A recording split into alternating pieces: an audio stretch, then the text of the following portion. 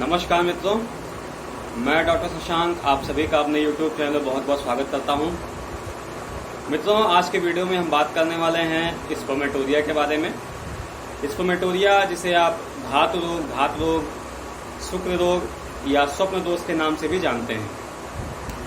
ये एक ऐसी समस्या है जिससे आज के समय में लगभग हर जो युवा वर्ग है वो परेशान है। अक्सर ऐसा देखने को मिल रहा है कि युवा वर्ग में ये समस्या बहुत ज़्यादा देखने को मिल रही है। मेरे पास ऐसे काफ़ी जो मरीज आते हैं उसमें अधिकांश जो होते हैं वो युवा लड़के ही, जो जिनकी उम्र अभी 30 साल से कम, 25 साल, 26 साल, 22 साल, 18 साल, 19 साल ऐसे ही लोग ऐसी समस्या लेके ज़्यादातर आते हैं। बहुत ही रेयर ऐसा है कि कोई इक्का दुक्का पेशेंट ऐसा है जो 30 साल से ऊपर या मैरिड पर्सन है जिसमें इस प्रकार की समस्या देखने को मिलती है। तो मित्रों, आज की इस वीडियो में मैं आपको बताऊंगा स्वप्न दोष के बारे में कि क्या होता है, इसके क्या लक्षण कैसे हैं और क्या इसके होम्योपैथिक ट्रीटमेंट हैं।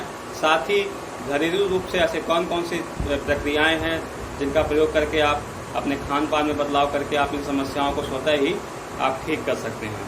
तो मित्रों, अगर आप मेरे वीडियो पे भी नए हैं तो प्लीज़ चैनल को सब्सक्राइब कर लीजिए और वीडियो को पूरा देखिए। अगर वीडियो अच्छा लगता है तो प्लीज़ वीडियो को लाइक करिए और शेयर करिए। चलिए मित्रों, आप वीडियो को आगे बढ़ाते हैं।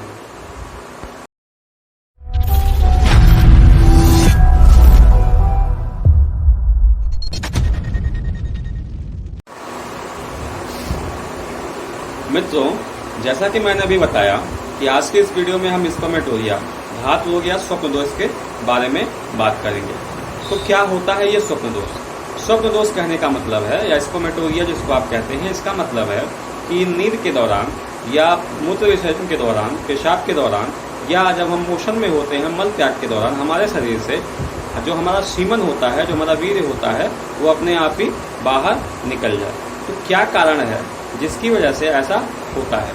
तो एक कॉमन सी जो बात है, आप ये समझ लीजिए कि अगर महीने में 2 से 3 बार या 4 बार अगर ये समस्या आपके साथ हो रही है तो ये बहुत ही कॉमन सी दिक्कत है, इससे कोई घबराने वाली बात नहीं है। लेकिन अगर ये समस्या महीने में 7 से 8 बार, 10 बार अगर ये रिपीट हो रही है तो ये आपके लिए गंभीर समस्या है। इस पे आपको ध्यान देना चाहिए। क्या कारण है जिसकी वजह से ऐसी समस्या हमारे शरीर में आती है? तो जो सबसे पहला कारण है वो है अनैच्छिक रूप से यौन संबंधित चीजों से इंटरैक्ट होना, संबंधित होना। अर्थात सोशल मीडिया के जरिए या टीवी के जरिए ऐसी चीजों को देखना, ऐसी चीजों का विजुअलाइजेशन देखना जो हमारे मस्तिष्क पे इस प्रकार की चीजों का गहरा संबंध, अपना गहरा प्रभाव छोड़ता हो। क्योंकि जब हम नींद में होते हैं, जो हम दिन भर में जो चीजें करते हैं, दिमाग, जो हमारा मस्तिष्क होता है, वो इन चीजों को विजुअलाइजेशन करता है। और अगर हम बहुत ज्यादा ऐसी चीजों से इन्वॉल्व होते हैं तो जो हमारा मस्तिष्क है वो उसके विषय में सोचता है और अपने आप ही जो स्वप्न दोष की समस्या है वो हो जाती है। तो पहला कारण तो ये होता है। दूसरा कारण ये है कि अगर आप बहुत ज़्यादा यौन क्रियाओं से अगर संबंधित हैं तो आपकी जो नसें हैं वो कमज़ोर हो सकती हैं, ढीली हो सकती हैं, जिसकी वजह से ऐसी समस्या आपको देखने को मिलती है। ऐसा अधिकांश जो देखा गया है, जो यंग एज के लड़के हैं, 18 साल से 30 साल के बीच के जो लड़के हैं, उनमें इस प्रकार की समस्या अधिकांश देखने को आ रही है। मेरे पास भी जो केस आते हैं उसमें अधिकांश जो केस हैं वो 27 साल, 28 साल, 24 साल, 23 साल, इस तरीके के लड़के जो हैं उनमें ये समस्या देखने को मिल रही है। या अनमैरिड लड़के जो हैं उनमें ये समस्या देखने को मिल रही है। जो 30 साल से ऊपर है उनमें ये समस्या कम देखने को मिलती है। अर्थात कहने का मतलब ये है कि जो मैरिड लोग हैं उनमें ये समस्या देखने को कम मिलती है। तो इसके लक्षण क्या क्या हो सकते हैं, क्या क्या कंडीशन इसकी बन सकती है, क्या क्या सिम्टम इस समस्या की वजह से हमारे शरीर में आ सकता है? जो सबसे पहला जो है वो है एकाग्रता की कमी। एकाग्रता की कमी हमारे शरीर में देखने को मिल सकती है। साथ ही अगर बार बार अगर स्वप्न दोष हो रहा है तो शरीर में भूख की कमी भी हो सकती है, थकान भी हो सकती है, हमेशा आपके शरीर में एक सुस्ती सी बनी रह सकती है। साथ ही स्वप्न दोष के बाद आप ये देखने को आपको मिलेगा कि आपके कमर में एक दर्द आपको ऐसा महसूस होगा, कमर में दर्द आपके रह सकता है। साथ ही अगर आप बहुत ज़्यादा, अगर आपके साथ ये समस्या है और आप बहुत ज़्यादा यौन क्रियाओं से संबंधित चीज़ों से संबंध है आपका, आप जो है अपने आप को बहुत ज़्यादा उस प्रक्रिया में इन्वॉल्व किए हुए हैं, तो आप डिप्रेशन से संबंधित समस्या भी आपके साथ ही याददाश्त आपकी कमज़ोर हो सकती है। ऐसी समस्या आपको देखने को आ सकती है। सारी शरीर में एक कमजोरी जैसा, सुस्ती जैसा आपको आ सकता है। साथ ही पेशाब के समय पे आपको ऐसा महसूस होगा कि पेशाब में आपको जलन भी महसूस हो सकती है। तो क्या इसके कारण होते हैं, क्यों ये होता है? तो अगर मैं थोड़ा सा आयुर्वेद से संबंध होकर अगर मैं बताऊं तो ऐसा कहा जाता है कि शरीर में जब वात दोष और पित्त दोष, ये दो चीजों की जो इम्बैलेंसिंग हो जाती है, तो इसकी वजह से शरीर में ऐसी समस्या देखने को मिलती है। तो सबसे पहले बात करते हैं कि हमें ऐसा कौन सी प्रक्रिया अपनानी चाहिए जिससे हम प्राकृतिक रूप से इस चीज से निजात पा सकें या इस समस्या से हम ठीक हो सकें। तो सबसे पहला जो तरीका है वो तरीका है कि हमें अपने आहार में, अपने भोजन में चीजों को सुधार करना चाहिए। आहार में क्या करना है हमें? तो ताजी सब्जियां लें, ताजे फल का प्रयोग करें और अधिकांश ऐसी पौष्टिक सब्जियों का प्रयोग करें, हरी सब्जियों का प्रयोग करें। दूसरा, जो आपको भोजन आपका जो है उसमें कोशिश करें कि आप हल्का भोजन लें। हल्का भोजन कहने का मतलब है कि जंक फूड्स वगैरह कम प्रयोग करें, हल्का भोजन लें, मसालेदार तेल वाली चीजों का प्रयोग कम से कम करें। साथ ही अगर आप किसी प्रकार का नशा करते हैं, किसी प्रकार का व्यसन करते हैं, धूम्रपान करते हैं, सिगरेट पीते हैं, अल्कोहल लेते हैं, तो ऐसी चीजों का प्रयोग करना बंद कर दें या प्रयास करें कि इनका प्रयोग आप कम से कम करें। साथ ही अगर आप ऐसी समस्या से परेशान हैं तो आप इसका एक बहुत ही आसान सा उपाय जो है, पानी की मात्रा को, वाटर के इंटेक को अपनी बॉडी में बढ़ा दें, पानी की मात्रा को बढ़ा दें। साथ ही सोने से पहले अपने पैर को कम से कम 10 मिनट तक किसी बाल्टी में आधी बाल्टी पानी लेके उसमें 10 मिनट तक अपना पैर डाल के बैठें। साथ ही सोने से पहले कम से कम 1 गिलास ठंडे पानी का प्रयोग करें, पी के फिर आप बिस्तर पे जाएं।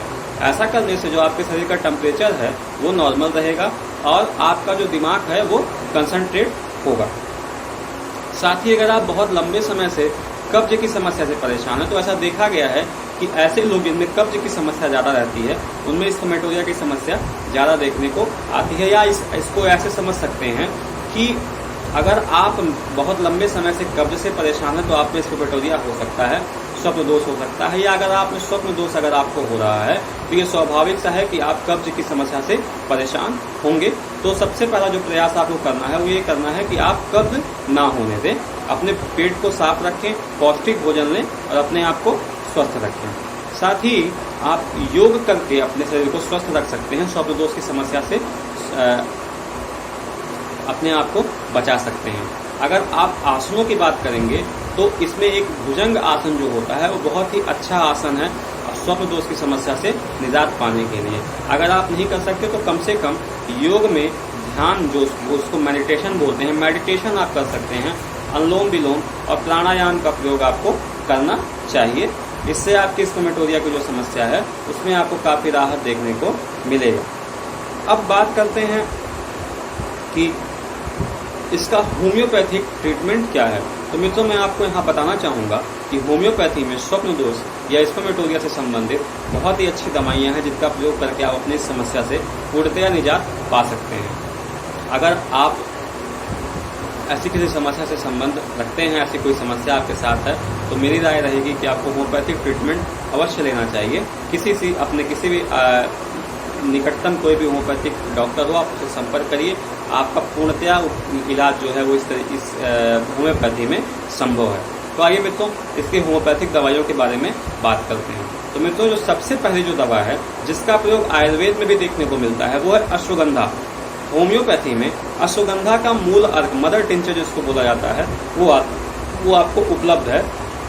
उसका प्रयोग आपको होम्योपैथी में जो आपको करना है, अश्वगंधा क्यू आप भी किसी भी कंपनी का, SBL का या WSI का, किसी भी ब्रांड कंपनी का आप ले आइए, पैक्ड ले आइए जिससे उसकी एक्यूरेसी हो। और इसका आपको प्रयोग 10 बूंद सुबह, 10 बूंद शाम को आधे कप पानी में आपको इसको करना है।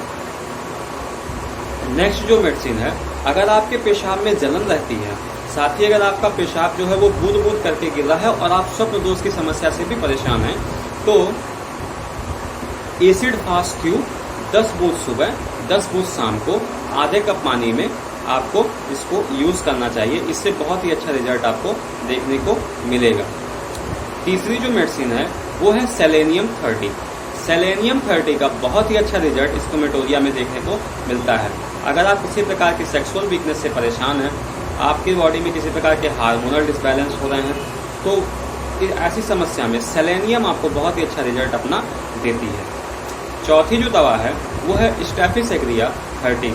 स्टेफिस एग्रिया 30 होम्योपैथी में एक बहुत ही अच्छी दवा मानी जाती है। स्कोमेटोरिया, साथ ही पेशाब में जलन अगर आपको है ऐसी समस्या के लिए, साथ ही अगर आप यूटीआई मतलब यूरिनरी ट्रैक इन्फेक्शन ऐसी समस्या से परेशान है तो वहाँ पे भी स्टेफिस एग्रिया का बहुत ही अच्छा रोल है। साथ ही अगर आप बहुत लंबे समय से कब्ज की समस्या से परेशान है तो बहुत ही अच्छा रिजल्ट आपको वहाँ पे स्टेफिस एग्रिया 30 अपना देगी। तो सेलेनियम 30 और स्टेफिस एग्रिया 30 आपको कैसे यूज करना है, तो 2 बूंद सुबह 2 बूंद शाम को आप अपने जीभ पे इसका डायरेक्ट ले सकते हैं, या अगर आप चाहें तो 1 चम्मच पानी में 2 से 3 बूंद स्टेफिस एग्रिया और सेलेनियम बारी बारी से आप इसको लें। 2 बूंद सुबह 2 बूंद शाम को, बहुत ही अच्छा रिजल्ट आपको देखने को मिलेगा। साथ ही अगर आप स्कोमेटोरिया के साथ साथ अगर आप किसी सेक्सुअल समस्या से परेशान हैं, किसी सेक्सुअल कमजोरी से अगर आप परेशान हैं, तो आप डामियाना क्यू का प्रयोग भी कर सकते हैं। डामियाना क्यू आपको सुबह शाम 10-10 बूंद आधे कप पानी में लेना चाहिए। ये अपना बहुत ही अच्छा रिजल्ट आपको देखने को मिलेगा आपको इन दवाओं से। तो मित्रों, ये आज की जानकारी थी। उम्मीद करता हूँ आपको पसंद आई होगी। अगर पसंद आई तो प्लीज़ वीडियो को लाइक करिए, शेयर करिए। साथ ही अगर आप मुझसे किसी प्रकार का कांटेक्ट करना चाहते हैं, कोई अगर किसी प्रकार की राय लेना चाहते हैं, तो डिस्क्रिप्शन में मेरा पूरा डिटेल दिया हुआ है। आप मुझे मेरे नंबर पर व्हाट्सएप करके मुझसे संपर्क कर सकते हैं, मुझसे ऑनलाइन कंसल्टेशन कर सकते हैं। जो भी उसकी प्रक्रियाएं हैं वो सारी डिस्क्रिप्शन में आपको बता दी गई हैं। तो मित्रों, आज के लिए बस इतना ही। मिलते हैं जल्दी ही एक नए वीडियो के साथ। तब तक के लिए बहुत बहुत धन्यवाद।